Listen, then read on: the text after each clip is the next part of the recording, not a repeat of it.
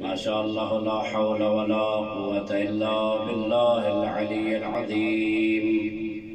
حسبي الله ونعم الوكيل، نعم المولى ونعم النصير. وأفوض أمري إلى الله، إن الله بصير بالعباد. الصلوات.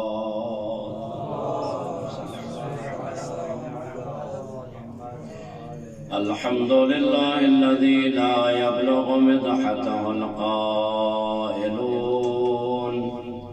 ولا يحصي نعماءه العادون، ولا يؤدي حقه المجتهدون، الذي لا يدركه بعد الهمم ولا يناله غوص الفطن. فطر الخلائق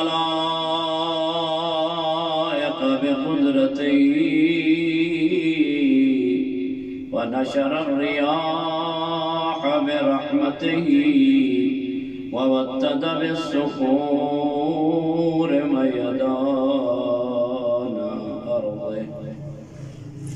والصلاة والسلام على العبد المؤيد والرسول المسدد المصطفى الأمجد المحمود الأحمد، حبيب إله العالمين أبي القاسم محمد.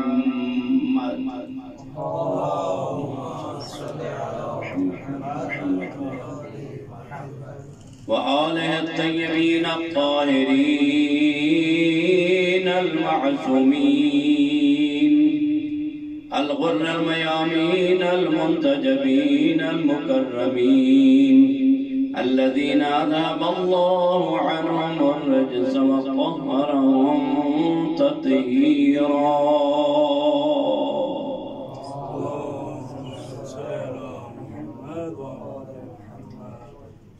ورحمة الله على محبهم ومواليهم وشيعتهم أجمعين، واللعن الدائم على أعدائهم ملعونين من يوم عداوتهم إلى أبد الآبدين. أما بعد، فقد قال الرحمن في القرآن: بسم الله الرحمن الرحيم. والبلد الطيب يخرج نباته بإذن ربه، والذي خبث لا يخرج إلا نكدا. بلند صلوات.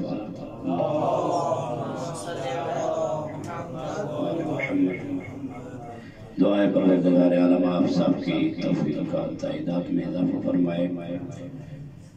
برادر انتصار عباس عسکری صاحب کی توفیقات میں اضافہ فرمائے، اور ان کے خلوص کو اپنی درگاہ میں منظور و مقبول فرمائے، اور دیگر مرحومین جن کے لیے مغفرت کی دعا کی درخواست کی گئی ہے. پھر عموم تمام مومنین و مومنات جو من آدم الى هذا الوقت اس دنیا سے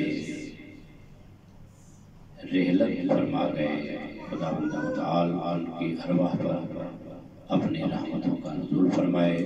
خصوصاً ایک سید ہیں ڈاکٹر سید طاہر حسن نبی، پروردگار ان کو اور ان کی زوجہ محترمہ مرحومہ کو جوار صدیقین و طیبین و طاہرین میں مقام عطا فرمائے. پروردگار عالم نے اس کائنات میں مختلف مخلوقات خلق کی ہیں، جن میں سے دو مخلوق ایسی ہیں کہ جن کو مکلف قرار دیا ہے. ایک انسان ہے، جن انسان تو ہمیں نظر آ رہے ہیں، جن ہیں لیکن نظر نہیں آتے، جب وہ نظر آنے لگ جائیں گے تو پھر ہم نظر نہیں آئیں گے۔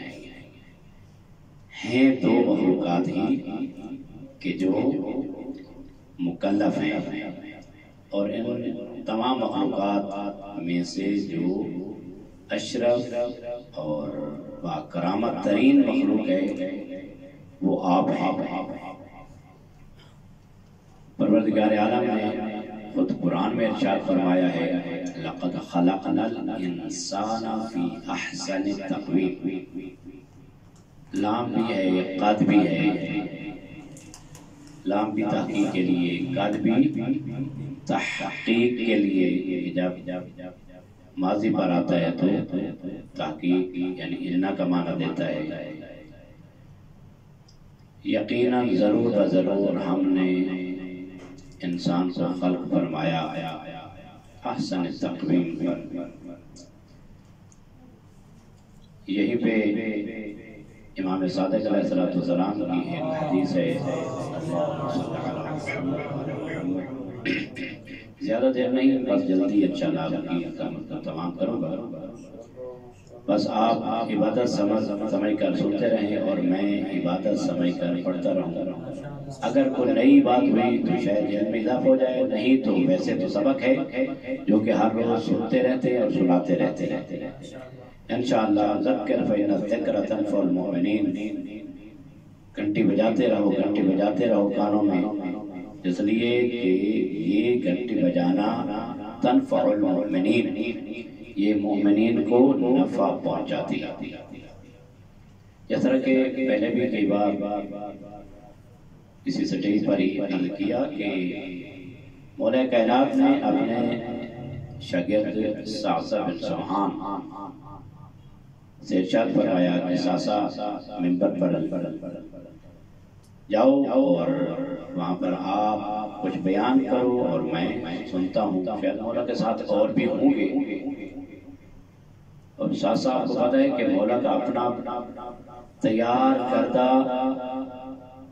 خطیب تھا، یعنی مولا کی فیکٹری کی پروڈکٹ، خطابت کی پروڈکٹ حضرت ساسا جو کہ مولا کے ساتھ تھے، مولا نے خود خطیب بنایا۔ اور جب وہ منبر پر گئے تو بہترین خطاب کیا، اور سب سے پہلے ہم تو ثنائے پروردگار کے بعد عرض کیا کہ یا علی، لوگ عہدوں سے خوش ہوتے ہیں، خلافت لے کر خوش ہوتے ہیں، خلافت کو اپنے لیے باعث زینت سمجھتے ہیں، لیکن واحد تو علی حیدر کرار ہے کہ جس نے خلافت کو زینت عطا کی ہے، جس نے خلافت کو، حکومت کو زینت عطا کی ہے۔ زینت تو اوصاف سے ہوتی ہے نا، فضائل سے ہوتی ہے، کمالات سے ہوتی ہے۔ ایسے تو نہیں کہ مولا علی علیہ السلام اگر حکمران بن جائیں تو ایسے ہی زینت الخلافہ نہیں ہے کہ مولا جائیں اور گھر میں بیٹھ جائیں اور خلافت کو زینت مل جائے۔ اس لیے کہ خلافت الہی کا مقصد جو ہے وہ اقدار الہی کو انسانوں میں رائج کرنا اور نافذ کرنے کا نام ہے۔ خلافت اس کے علاوہ اور کوئی چیز بھی نہیں ہے۔ میں پہلے یہ سوشل میڈیا پر بھی یہ بات چلی تھی، اور شاید یہ بھی سوشل میڈیا پر چلی جائے اور جانی چاہیے۔ ہمارے تشیعوں میں بعض ایسے افراد موجود ہیں کہ جو کہتے ہیں کہ سیاست جدا ہے اور دین جدا ہے۔ انہوں نے مولویوں کو بنا دیا لوٹے مسلے والے، اور سیاست کو بنا دیا عوام کے حقوق سے کھلواڑ کرنے والے اور ان کے حقوق کو پامال کرنے والے۔ توجہ ہے نا؟ گھبرا تو نہیں گیا تھا؟ گھبرا نہیں گیا تو ایک صلوات کریں، صلی علی محمد وآل محمد۔ اور شاید کسی کے دل و دماغ میں ہو کہ خلافت سے ان کا کیا کام ہے؟ آپ زیارت جامع کبیرہ پڑھیں، ان میں یہ تو ہم نے خود نہیں بنائی نا، امام علی نقی علیہ السلام کی تعلیم کردہ یہ زیارت ہے، اور ہم پڑھتے ہیں موثق ترین زیارت جامع کبیرہ ہے، اس کو پڑھنے کا حکم بھی دی گیا ہے۔ وہاں جو سلام پڑھے جاتے ہیں وہاں قادت الامم بھی ہے، ساست العباد بھی ہے۔ ساست البلاد کیا ہے؟ ساست العباد یا بلاد، قادت الامم یہ کیا ہے؟ قائد کس کو کہتا ہے؟ کہا جاتا ہے راہبر کس کو کہا جاتا ہے؟ کہ وہ جو فقط دین کے احکام کو اٹھائے اور لوگوں کو وہی بتائے، اور دنیاوی امور اور حکومتی امور سے اس کا کوئی تعلق نہیں ہوتا، کیا اس کو کہا جاتا ہے؟ اور ساست العباد، ساست العباد یہ بھی بندوں کے سائز، سیاست ساسا یسوسوں سے ہے، یعنی سیاست اس کا یعنی جو مادہ ہے وہ سیاست ہے، یعنی بندوں کے سیاستدان، بندوں کے امور کو چلانے والے۔ سیاستدان کس کو کہا جاتا ہے؟ کہ جو بندوں کے لوگوں کے امور کی تدبیر کرے، ان کو بہترین طریقے سے چلائے، اس کو کہا جاتا ہے سائز، یعنی سیاستدان۔ ائمہ علیہ السلام سیاستدان بھی ہیں، اور سیاست اصل میں یہ بات ہے کہ سیاست کے چہرے کو بگاڑ دیا گیا۔ جب سیاست کو بگاڑ دیا گیا تو اس کے بعد کہا سیاست ان کے لیے ہے، اور فقط مسجد میں بیٹھنا اور یہ مسائل دین اور مسائل فقہ جو بیان کرنا یہ ائمہ علیہ السلام کا کام ہے۔ جس طرح کے طاہر القادری نے اپنی کتاب میں بھی لکھا، اور وہاں پر بہت زیادہ لوگ خوش ہو گئے کہ یہ تو بہت بڑی بات کر دی کہ ولایت الہی کا اور جو ولایت معنویہ کا علمبردار ہے وہ تو علی ابن ابی طالب حیدر کرار ہے، اور جو دنیاوی خلافت ہے اس کے عہدیدار وہ ہیں، لہذا باطنی ولایت ان کے ذمے ہے، معنوی ولایت ان کے ذمے ہے، اور ظاہری ولایت جو ہے اور ظاہری جو حکومت ہے وہ ان کے ذمے ہے۔ لوگ ہو گئے خوش نہیں ہونا چاہیے، دیکھنا یہ چاہیے کہ پروردگار عالم نے ان کو خلق کیا ہے تو کس مقصد کے لیے خلق کیا ہے؟ فقط اس لیے کہ دین کے احکام بتائیں، ان کو رائج نہ کریں، ایسی بات نہیں ہے، بلکہ دین کے احکام کو بتائیں اور ان کو رائج کریں۔ اور رائج اس وقت ہو سکتا ہے کہ جب کسی امام معصوم کے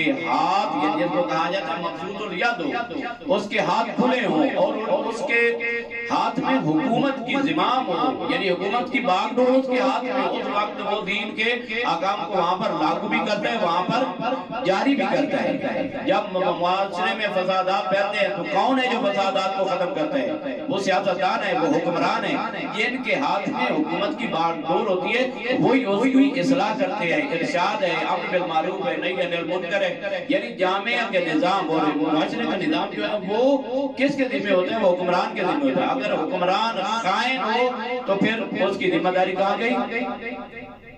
اس کا مطلب ہے کہ اللہ نے ان خائنوں کو بنایا اس لیے کہ تم یہاں پر سیاست کرو اور وہ دین کے احکام بتائیں، یعنی یہ الٹ کام ہے، دین کے احکام کو لاگو کرنا اسی کا کام ہے جو بتانے والا ہے۔ دین کے احکام جو بتانے والا ہے، لاگو کرنا بھی جو پریکٹیکلی احکام ہوتے ہیں معاشرے پر لاگو کرنے کے وہ اسی کا کام ہے۔ امیر المومنین علیہ السلام وہ شخصیت ہیں، وہ ذات ہیں، اور ائمہ طاہرین وہ ذوات مقدس ہیں کہ پروردگار عالم نے ان سب کو دنیا میں بھیجا تھا اپنی سیاست الہی کے علم کو لے کر دنیا میں اس کو رائج کرنا اور اس کو نافذ کرنا، یہ ان کا کام تھا۔ دنیاوی قیادت بھی اور دینی قیادت بھی دونوں حق ہیں محمد والے محمد اور الہی نمائندگی۔ اس لیے مولا علی علیہ السلام نے خلافت کو زینت عطا کی، اس لیے کہ خلافت میں وہ تمام اقدار مولا علی علیہ السلام جہاں تک ہو سکا 4-5 سال کی حکومت میں مولا نے وہاں پر اس کو بالکل منوان جس طرح چاہتے تھے جتنا ہو سکتا تھا مولا نے وہاں پر جاری کرنے کی کوشش کی۔ میں یہ مطلب عرض کیا کہ جو حکمران ہوتے ہیں کہ وہ عوام کے مسائل کو حل کرنے کے ذمہ دار ہوتے ہیں، ان کی ذمہ ہوتا ہے کہ عوام کو سہولیات فراہم کریں، عوام کی مشکلات کو حل کریں۔ اب کہاں ہے وہ حکمران کہ جن کی ماتحت پاکستان کے عوام جو ہے وہ پس رہے ہیں سیلاب کی مشکل میں، اور اتنی مشکل میں ایک میں نے وہ پوسٹ پڑھی، ایک بچی تھی یا ایک بچہ تھا، وہ کہہ رہا تھا خدا کے لیے مجھے بچا لو، آئندہ میرے اوپر حکومت کرنے کے لیے۔ مجھے بچا لو اس سیلاب کی اس مشکل سے اور اس موت سے بچا لو تاکہ آئندہ وقت میں تم میرے اوپر حکومت کرو۔ تو مولا علیہ السلام نے کہا جاؤ خطاب کرو۔ حضرت سعدہ نے کہا مولا میں اور خطاب؟ تو مولا نے ارشاد فرمایا ذکر فإن ذکر تنفع المؤمنین، مولا نے فرمایا جو مزہ سننے میں ہے وہ بتانے میں جاننے میں نہیں ہے۔ جو انسان جانتا ہے وہ اس کو جانتا ہے، لیکن جب سنتا ہے اس کے کانوں میں یہ دق الباب ہوتا ہے، تقویٰ کا، امر الہی کا، امر بالمعروف نہی عن المنکر کا، تو انسان کے دل میں سنی ہوئی بات زیادہ گھر کرتی ہے۔ اس لیے ہم سب محتاج ہیں اس کے کہ ہم سنیں اور اس کے بعد اس پر عمل کریں، کہ جس طرح کہ امیر کائنات میں فرماتے ہیں لا بد لی من واعظ، مجھ علی کے لیے بھی ایک واعظ اور ناصح کا ہونا ضروری ہے، اگرچہ مولا امیر کے لیے ناصح پیغمبر خاتم ہے، یعنی اور ایسا ہے بھی مولا علی علیہ السلام پیغمبر اکرم کی خدمت میں جاتے تھے، اور مولا بھی بیان کرتے ہیں اور پیغمبر بھی بیان کرتے ہیں کہ علی مجھ سے آ کر سوال کرتے تھے، میں جواب دیتا تھا، اور جب علی کے سوال ختم ہو جاتے تھے تو میں مصطفیٰ خود علی ابن ابی طالب کو زق العلم زکن، میں علی ابن ابی طالب کو علم کے راز بتاتا تھا۔ اور یہ کیا ہے؟ یہ پیغمبر اکرم کی تربیت ہے امیر المومنین کے لیے۔ اور اس طرح میں نے جو عرض کیا والبلد الطیب، یعنی پاک زمین جو ہے وہ اچھی سبزی اگاتی ہے، اچھی انگوری اگاتی ہے، اچھی فصل اس سے ہوتی ہے، اور بنجر زمین سے سوائے اور کوڑا کرکٹ اور غلیظ چیزوں کے اور کوئی چیز نہیں آتی۔ عرض خدمت یہ ہے کہ اس تاریخ کربلا میں، تاریخ آئمہ میں ایک ایسی شخصیت ہے کہ جس کو کہا جاتا ہے ام البنین۔ محمد وآل محمد صلی اللہ صلی علی محمد وآل محمد۔ ہمیں چاند ایسی شخصیات ہیں کہ جن کا تذکرہ کیا جاتا ہے لیکن کم کیا جاتا ہے، جن میں حضرت ابو طالب بطون کا بنسبت دوسروں کے زیادہ، حضرت خدیجہ الکبریٰ سلام اللہ علیہا ام المومنین، اور حضرت فاطمہ ام البنین کا تذکرہ جو ہے وہ کم کیا جاتا ہے۔ یہ لہذا حضرت ام البنین کا کردار اسلام میں کیا ہے؟ ایک باواز بلند صلوات سے سارا دے محمد و محمد۔ حضرت ام البنین سلام اللہ علیہ کا نام واضح ہے کہ فاطمہ ان کا نام تھا، بعد تواریخ میں ہے کہ مولا کے ساتھ شادی کے بعد ام البنین بنا، یعنی کنیت، لیکن بعد میں ہے کہ نہیں ابتدائی سے عرب کنیت رکھتے تھے، اور شاید وہ الہی اس نظام کے تحت ان کے والد حضام بن خالد نے ان کی کنیت ام البنین کے نام سے رکھی۔ دو روایات ہیں، یہ مدینے کے بعد ان کے گھر تھے، ان کے والد سفر پر گئے ہوئے اور سفر میں ان کو خواب آیا کہ ایک بہترین چمکتا ہوا مروارید ہے، وہ میرے پاس ہے، اور میں اس کو دیکھ کر بہت خوش ہوا ہوں کہ اتنا بہترین چمکتا ہوا موتی ہے اور میرے پاس آ گیا ہے، اور اس سے نورانیت جو ہے وہ چھلک رہی ہے اور آسمان کی طرف جا رہی ہے۔ وہی خواب میں ایک آدمی آتا ہے اور کہتا ہے کہ یہ مروارید آپ فروخت کریں گے، اس کی قیمت کیا ہے؟ ان کے والد حضرت حضام بن خالد نے کہا کہ مجھے تو پتہ نہیں ہے اس کی قیمت کیا ہے، تو آپ ہی بتا دیں کہ اس کی قیمت کیا ہے۔ وہ کہتے ہیں کہ مجھے بھی اس کی قیمت کا پتہ نہیں ہے، لیکن میں آپ کو ایک چیز دیتا ہوں، ایک تحفہ دیتا ہوں، گفٹ دیتا ہوں۔ تو انہوں نے اس کو ان کے والد کو ایک گفٹ دیا اور کہا کہ یہ کیا ہے؟ انہوں نے پوچھا کہ یہ کیا ہے، تحفہ کیا ہے؟ انہوں نے کہا جو کچھ بھی ہے لیکن اس میں سیادت ہے اور شرافت ہے، اس میں سیادت ہے اور شرافت ہے۔ جو ہی ان کی خواب سے بیداری ہوئی، دیکھا ان کے جو بنی کلاب کے لوگ تھے جن کے ساتھ وہ گئے ہوئے تھے، وہ تجارت پر گئے تھے کسی شہر میں، تو ان سے خواب بیان کیا اور کہا کہ مجھے یہ خواب آیا، مروارید ہے اور چمکتا ہوا، اور ایک آدمی آیا، اس نے مجھے یہ کہا ہے کہ اس میں سیادت ہے، شرافت ہے، نجابت ہے، طہارت ہے، پاکیزگی ہے، اتنا کچھ ہے اس میں۔ تو انہوں نے کہا کہ اگر آپ کے خواب کی تعبیر بہترین ہے تو یہ ہے کہ اللہ تجھے ایک دختر عطا کرے گا، اور وہ دختر ایک عظیم اولاد کی ماں بنے گی اور وہ اولاد اسلام کے کام آئے گی۔ جب وہ سفر سے واپس آئے تو گھر میں حضرت ام البنین کی ولادت ہوئی۔ اللہ نے دختر عطا کیا۔ وہی خصائل ہیں، وہی صفات ہیں کہ جو ایک نجیب اور شریف مولود کے ہوتے ہیں۔ بی بی پروان چڑھتی رہی، جوان ہوئی۔ ادھر امیر کائنات صلوات اللہ وسلامہ علیہ نے حضرت مسلم ابن عقیل کی خدمت میں عرض کیا، اے بھائی جان، حضرت زہرا کی جو شہادت کے بعد، اور بعض تو لکھتے ہیں کہ فوراً نہیں، مولا علی علیہ السلام نے جناب زہرا کی شہادت کے جو بعد جن سے شادی کی تھی وہ حضرت بی بی ام البنین نہیں ہے۔ تاریخ جو لکھتی ہے کم از کم 10 سال کے بعد امیر کائنات نے حضرت ام البنین سے شادی کی۔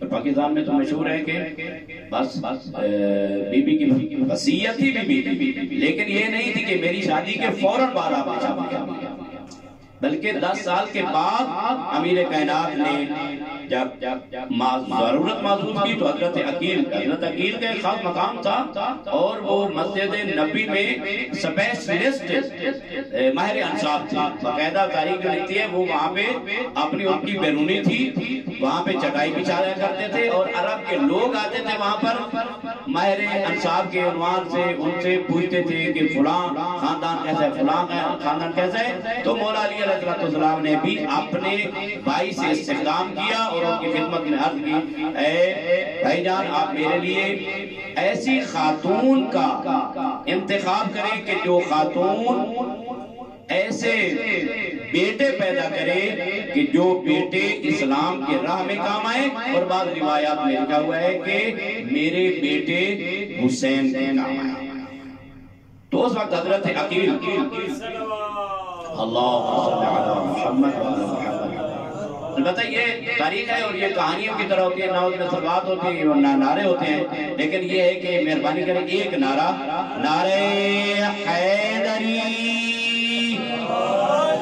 اور اللہ اکبر، یا رسول اللہ، یا علی، اللہم صلی علی محمد وعلی محمد۔ تو حضرت عقیل کی خدمت میں عرض کی، میرے لیے ایک بہترین رشتہ تلاش کریں، مجھے احتیاج ہے، میں شادی کرنا چاہتا ہوں۔ تو حضرت عقیل وہ ماہر تھے، تو انہوں نے کہا کہ ہاں، فاطمہ نام کی خاتون ہے جو بنی کلاب، جو پیغمبر اکرم کے اجداد میں سے تھی، یعنی خود بی بی کی والدہ اور والد یہ بالکل تقریباً ایسے کہیں کہ یہ آپس میں کزن تھے، یہ آپس میں کزن لگتے تھے۔ حزام اور ثمامہ بھی کہا گیا ہے، اور ام لیلہ بھی بی بی کی والدہ کا نام ہے۔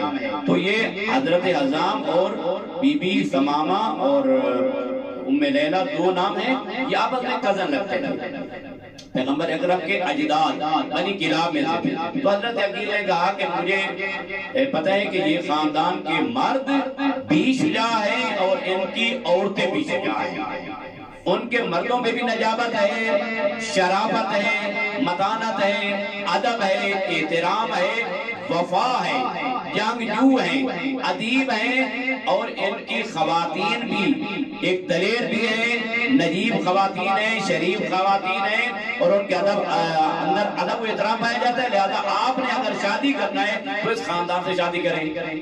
تو اس کے بعد بلایا، اگر مولا نے کہا تھا، اور پھر ذمہ داری کس کی تھی؟ حضرت عقیل کی۔ ہاں بھائی جان، آپ خود بہتر جانتے ہیں کو، لہذا آپ خود ہی جائیں اور میرے لیے جا کر خاصگار کے مولا کی خاصگاری کے لیے حضرت عقیل چلے۔ مدینہ سے باہر ایک دیہات تھا، وہاں پر ان کی رہائی تھی۔ جب یہ گئے تو عرب کا یہ قانون ہے، اور آج کل بھی عرب ایسے ہی ہیں، مہمان نواز ہیں، مہمان نوازی ایک بہت بڑی وصف ہے، اور حضرت ہاشم کے بارے میں ہے کہ وہ حضرت ہاشم کو ہاشم اس لیے کہا جاتا ہے کہ وہ اونٹ کے اونٹ ذبح کر کے اس میں روٹیاں ڈال کر لوگوں کو کھلاتے تھے، ان کی اتنی سخاوت تھی، اتنی ان کو ہاشم کہا جاتا ہے۔ یہ خاندان عرب خاندان، اور آج کل بھی عرب جو ہے وہ سخی ہیں بہت زیادہ۔ اور ایک لطیفہ یہاں پر یاد آ رہا ہے، اگر آپ چاہتے ہیں تو آپ کی خدمت میں تقسیم کرتے ہیں بآواز بلند صلوات صلی علی محمد۔ یہی کی بات ہے، مطلب یہ ہے کہ وہ ایک طالب علم تھا، تو ایک دوسرے ملت کا طالب علم نے اس کو ظلم لگائی کہ آئیں اور کھانا کھائیں۔ انہوں نے کہا نہیں میں کھانا نہیں کھاتا ہوں، تو جب بہت زیادہ اس کو اصرار کیا تو کھانا کھانے لگا، کھا کر چلے۔ جب وہ چلا گیا تو وہ جو اس کو وہ سلو کرنے والا تھا اور اس کو وہاں پر بلانے والا تھا، وہ کہہ رہا تھا، وہ کہتا کہ بس چند بار کہنے کے ساتھ ختم ہو گیا، میرا کھانا بھی کھا گیا میرا کھانا بھی ساتھ کھا گیا۔ ایسی بات نہیں ہے، بلکہ عرب جو ہے وہ اپنے کھانے بھی لوگوں کو دے دیتے تھے اور خطا پیشانی کے ساتھ۔ اور آج بھی آپ جاتے ہیں کربلا، اللہ تعالیٰ صاحب کو لے جائے زیارت اربعین پر، اللہ ہم سب کے نصیب کرے، آپ دیکھیں گے کہ وہاں عرب کھینچ کر لے جا رہے ہوتے اپنے گھروں میں، اور وہاں پر بے دریغ وہاں پر کھانے کھلاتے ہیں۔ تو وہ حضرت عقیل جب وہاں پر گئے تو 3 دن تک انہوں نے کچھ نہ پوچھا۔ 3 دن تک کیا کیا بھائی، ان کے سامنے دمبے ذبح کیے اور ذبح کر کے ان کو 3 دن تک کھلاتے رہے۔ ان کی رسم تھی 3 دن تک یہ نہیں پوچھنا کہ آپ کو کیا کام تھا، بلکہ 3 دن تک ان کو کھلانا ہے۔ اور چوتھے دن انہوں نے پوچھا ہاں آپ فرمائیں حکم کیا ہے، ٹھیک ہے۔ اس کے بعد حضرت عقیل نے کہا کہ بات یہ ہے کہ آپ کی بیٹی کا رشتہ امیر مومنان کے لیے میں خاص گار بن کر آیا۔ حضرت حزام سے کہا کہ میں خاص گار بن کر آیا ہوں، امیر مومنان سے آپ کی بیٹی کا رشتہ۔ حضرت حزام کہتے ہیں کہ بات تو آپ نے بہت اچھی کی، خوش کن ہے، اور امیر المومنین سے بڑھ کر ہمارے لیے کون ہے کہ جن کی ولایت ہمارے گلے میں اللہ نے ہمارے اوپر جن کی ولایت کو واجب قرار دیا ہے، اس سے بڑھ کر وہ کیا ہو سکتا ہے۔ لیکن بات یہ ہے کہ آپ شہر میں رہتے ہیں، ہم دیہات میں رہتے ہیں، ہماری دیہات کی تربیت، اور ہم ظاہر ہے کہ آپ کا مقابلہ تو نہیں کر سکتے۔ کون ہو جو کہ علی بن ابی طالب کی جو ہے زوجیت بننے کی اہلیت رکھتی ہو، میری بیٹی سے اہلیت نہ رکھتی ہو، لہذا بات ادھر سے خوش کون ہے، اور ادھر سے میں دیکھتا ہوں اپنے آپ کو، میں اپنی حیثیت اور امیر المومنین کی حیثیت۔ حضرت عقیل نے کہا کہ آپ کی بیٹی کے اندر وہ تمام صفات اور خصائل موجود ہیں، لہذا آپ سے رشتے کی خواستگاری کے لیے آیا ہوں، آپ رشتہ عنایت فرمائیں۔ حضرت حزام نے کہا اچھا میں اپنی بیوی سے پوچھتا ہوں۔ جب بیوی سے پوچھا بہت خوش ہو گئی۔ اس وقت تاریخ کہتی ہے کہ حضرت بی بی ام المؤمنین کی والدہ اپنی بیٹی کو کنگھی کر رہی تھی، اپنی بیٹی کو کنگھی کر رہی تھی۔ جب انہوں نے سنا تو بی بی ام المؤمنین نے اپنا خواب بیان کیا اپنی والدہ سے۔ سنیں گے ایک صلوات پڑھیں محمد والے خواب بیان کیا اپنی والدہ سے۔ کہتی ہے کہ امی جان میں نے خواب دیکھا کہ رات ایک چاند ہے جو میری گود میں اترا ہے، ایک چاند ہے جو میری گود میں اترا ہے، اس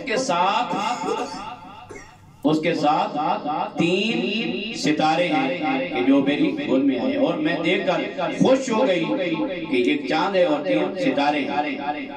تو اس کی والدہ نے اور والد نے کہا بیٹی آپ کے خواب کی تعبیر سچ ہونے والی ہے، آپ کے لیے علی ابن ابی طالب کا رشتہ آیا، آپ کے لیے علی ابن ابی طالب کا رشتہ آیا، لہذا آپ کی منشا کیا ہے؟ اور آپ خود بتائیں کہ کائنات کے ولی کا رشتہ جس خاتون کے لیے آیا وہ تو انہوں نے سر جھکا لیا۔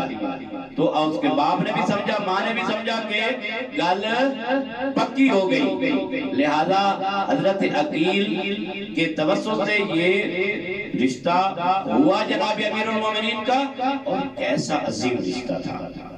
کیسی عظیم وہ نجابت تھی، شرافت تھی بیوی میں، اور بیوی نے وہ 4 ایسے بیٹے پیدا کیے کہ جن میں تمام قسم کی خصوصیات موجود تھی، تمام قسم کی خصوصیات۔ حضرت ابو الفضل العباس وہ چاند، 3 ستارے ان کے بھائی،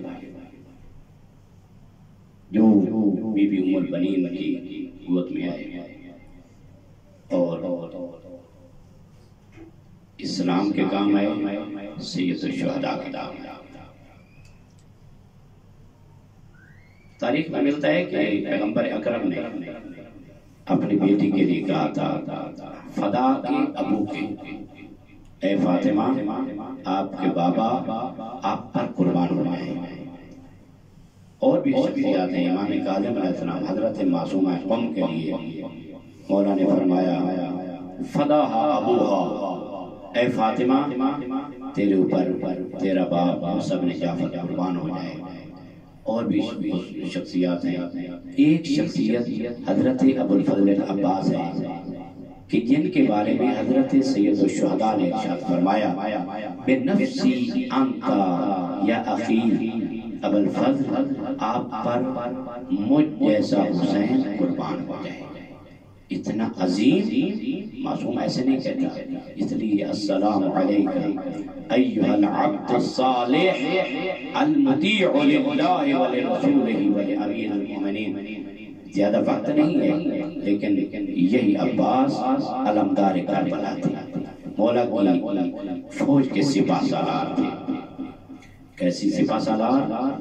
جب فوج قتل ہو گئی، جب حبیب علی اکبر قاسم محمد جب چلے گئے، عباس نے کہا یا اخی انی سئمت من الحیات، اے بھائی میں اب موت سے تنگ آ گیا، اب زندگی سے تنگ آ گیا، اب میں جانا چاہتا ہوں، ان بچوں کی آوازیں مجھ سے برداشت نہیں ہو سکتی۔ مولا حسین کے آرڈر کے پابند تھے حضرت ابو الفضل العباس۔ اب جاتے ہیں نا ایک خیمہ میں جن میں مشکیزیں رکھے ہوئے تھے، حضرت عباس علمدار کا پاؤں الجھا ایک رسی خیمہ کی طرف سے، پیچھے مڑ کر دیکھا تو کیا کیفیت تھی، وہ خیمہ کہ جس میں مشکیزیں رکھے ہوئے تھے، پیاسوں کو پتہ ہوتا ہے کہ پیاس کتنی سخت ہوتی ہے۔ وہ چھوٹے چھوٹے بچے تھے، انہوں نے اپنے پیٹوں سے کپڑے ہٹا کر اپنے پیٹوں کو ان مشکیزوں پہ رکھا ہوا تھا اور اپنے منہ اس خشک مشکیزوں کے دہانے پہ رکھا ہوا تھا، اور بچوں کی یہ آواز تھی العطش العطش، ہے پیاس ہے پیاس۔ عباس ابو الفضل نے دیکھا کہ بچوں کی پیاس کی یہ کیفیت ہے، کہا بھیا، اے میرے بھیا، اے میرے مولا حسین، اب وہ کہاں ہے وہ فوج جس کا سپاہ سالار میں ہوں؟ وہ چھوٹے چھوٹے بچے پیاس کی وجہ سے مشکیزوں کے اوپر گرے ہوئے ہیں۔ عزاداروں، یہ مولا حسین نے سنا، کہا میرے بھائی نیزہ لے لو، تلوار لے لو اور جاؤ ان بچوں کے لیے کچھ پانی کا انتظام کرو۔ مولا حسین کا آرڈر کرنا ہی تھا، وہ عباس دلاور، وہ ام البنین کا لال، وہ علی ابن ابی طالب کی شجاعت، وہاں سے گھوڑے پر سوار ہو کر شط فرات جہاں پر 4000 ناریوں کا وہاں پہ پہرا تھا، ابو الفضل عباس نے ان سب کو پچھاڑا، اپنے گھوڑے کو شط فرات میں علقمہ میں ڈالا، مشک کو پر کیا۔ جب مشک پر کر چکے تو ایک پانی کو اپنے چلو میں لیا، اس کے بعد مقتل کہتی ہے فذکر عطش الحسین، عباس علمدار نے پانی کو اپنے منہ کے قریب کیا، یوں ہی قریب کیا، اپنے مولا حسین کی پیاس کو یاد کرتے ہیں اور اپنے آپ کو کہتے ہیں یا نفس ہونی، اے میری نفس و میری جان، اے عباس، کیا تو آخر میں یہ کام کرنا چاہتا ہے؟ بعد الحسین لا ان تکونی، حسین مارا جائے تو زندہ رہے، حسین پیاسا ہو تو پانی پیے، عباس تیری وفا سے دور رہے۔ یوں ہی یہ ذہن میں آیا، عباس نے پانی نہیں پیا، وہیں پانی میں پانی کو پھینک کر حضرت عباس نے اپنا گھوڑا نکالا۔ آپ جاتے ہیں کربلا، دیکھتے ہیں سیدھا نہیں گئے، کھجوروں کے جھڑ سے ایک ملعون نے ایسا وار کیا اور دایاں بازو عباس کا قلم ہوا۔ تھوڑا سا آگے جاتے ہیں، ایک ملعون نے ایسا وار کیا، بایاں بازو عباس علمدار کا قلم ہوا۔ تھوڑے چند قدم آگے جاتے ہیں، آپ دیکھیے حضرت ابوالفضل العباس کے جو باب القبلہ ہے وہاں پر ایک جگہ بنی ہوئی ہے اور وہ اب ختم کر دی گئی ہے، وہ جگہ تھی جہاں پہ مشق میں تیر لگا تھا۔ عباس ابوالفضل پر وہ وقت آیا، اپنے دانتوں سے مشق کو سنبھالا، گھوڑے کی دین پہ جھٹکا دے کر اپنی مشق کو سنبھالا، پھر عباس ابوالفضل مشق پہ گر گئے۔ حضرت کی یہ خواہش تھی کہ کہیں پانی جو ہے وہ خیمے میں پہنچ جائے۔ وہ سکینہ وہ جو پیالے اٹھا کر بچوں کو کہہ رہی تھی، اے بچوں ابھی انتظار کرو، میرے چاچا آنے والے ہیں، میں تمہیں پانی پلاؤں گی، آزادہ رہو۔ جب عباس علمدار کی مشق میں تیر لگا، تیر مشق میں نہیں لگا، عباس کے جگر میں لگا، ادھر پانی بہ رہا تھا، ادھر عباس کی آنکھیں بہ رہی تھی، اور جب سکینہ کو پتہ چلا پانی بہ گیا اور میرا چاچا شہید ہو گیا، اور بچوں سے کہتی ہے بچوں میں تمہاری پیاس کی ضامن نہیں، اور میرا چاچا مارا گیا، اس کے بازو قلم ہو گئے اور پانی بہ گیا، ازادارو یوں ہی گرنا تھا عباس ابوالفضل کا۔